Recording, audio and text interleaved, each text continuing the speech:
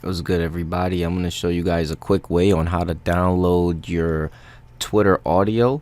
So that's only if you click the record button on a Twitter space. So what you got to do is just go to NFT Talk space, click the connect.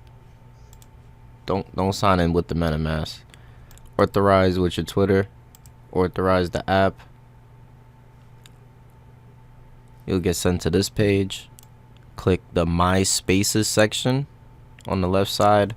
Find the space that was recorded. So this space right here by Kabir, who is the founder of NFT Talk. He did a recorded space.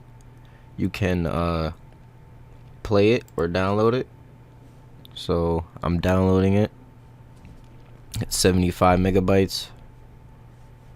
And yeah, that's how we do this. Now you could also see the transcript right here. You could also download the transcript if you want. So thank you for watching. I appreciate you. Make sure you like, comment, and subscribe.